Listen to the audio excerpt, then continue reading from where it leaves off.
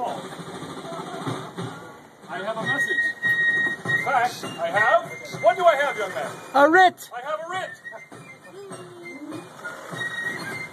I have a message from Philadelphia. Good news, I hear. Pity I did not bring my reading glasses. This would be from our founders in the Continental Congress.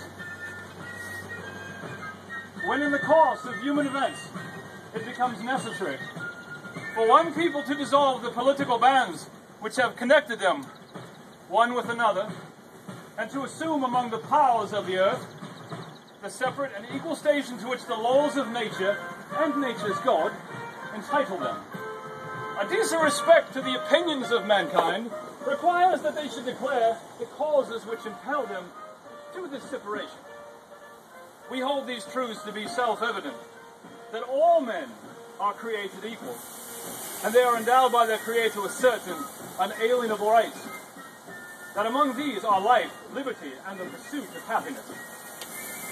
That to secure these rights, governments are instituted among men, deriving their just powers from the consent of the governed.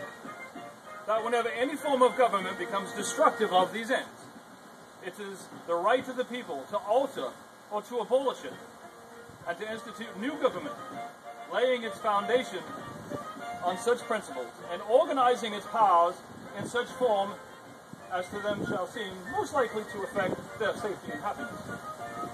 Prudence, indeed, will dictate that governments long established should not be changed for light and transient causes, and accordingly all experience hath shown that mankind are more disposed to suffer, while evils are sufferable, than to right themselves by abolishing the forms to which object evinces a decent...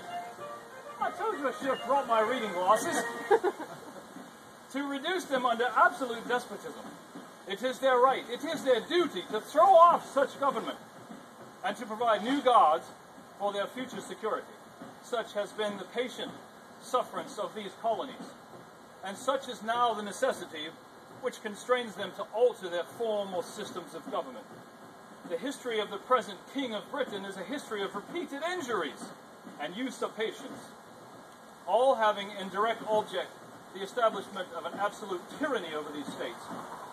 In every stage of these oppressions, we have petitioned for redress in the most humble terms.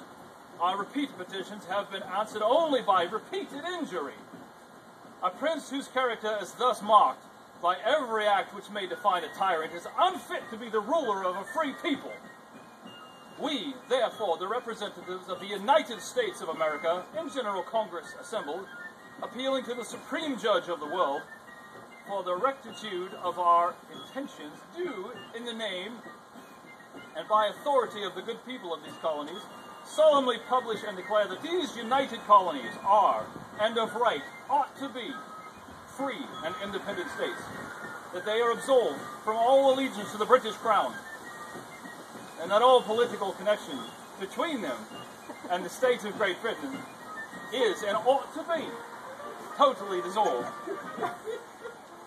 And that, as free and independent states, they have full power to levy war, conclude peace, contract alliances, establish commerce, and to do all other acts and things which the United States may of right to do. And, for the support of this declaration, with a firm reliance on the protection of divine providence, we mutually pledge to each other our lives, our fortunes, and our sacred honor.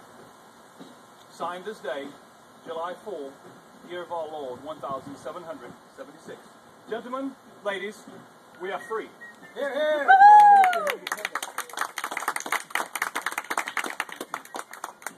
Without further ado, feed thy faces. Josh likes his shoes. Josh likes my shoes. Go get his shoes. I can get you a pair. Go get them. Go get Daryl's shoes.